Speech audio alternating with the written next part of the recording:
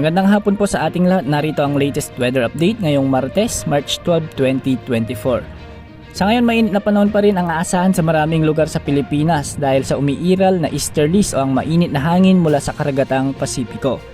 Ayon sa wind forecast, posibleng humina ngayong linggo ang amihan ngunit posibleng muling bubugso ito sa susunod na linggo.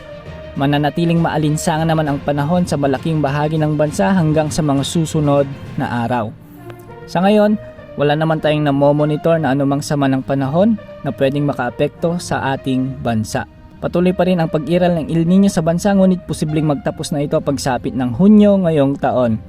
Posibleng makaranas ng matinding tagtuyot ang maraming lugar sa bansa lalo na sa may Western Luzon at ilang bahagi ng Visayas dahil sa kakulangan ng pag-ulan sa Hunyo. Samantala inaasahan din na muling iiral ang La Nina sa bansa ilang buwan lamang pagkatapos ng El Nino. Ayon sa Pag-asa, may posibilidad na umiral ang La Nina ngayong taon at 55% ang tsansa nito pagsapit ng June, July at August 2024. At dahil dito nga, ang Pag-asa ENSO Alert and Warning System ay itinaas na sa La Nina Watch.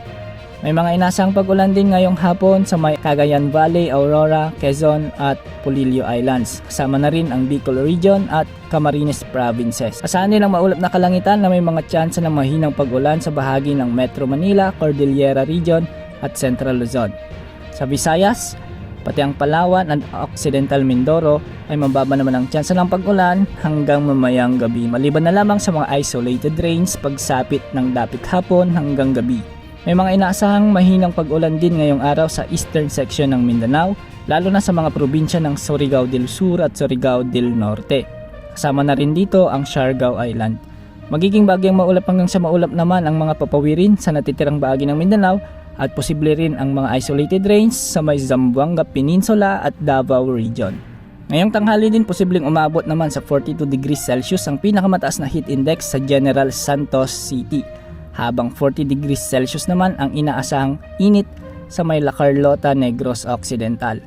Makakaramdam din ng heat index na 39 degrees Celsius ang Cotabato City, Catbalogan, Samar, Dagupan City at Naiya sa may Pasay City. Ang mararamdamang init na ito ay nasa danger level na at posibleng maging sanhi ng heat stroke or heat stress. At yan po ang latest sa lagay ng ating panahon ngayong araw. Maging handa sa bawat oras dahil may minuto ay nagbabago ang panahon. Ito po ang weather update ng bayan. Maasahan, anumang panahon.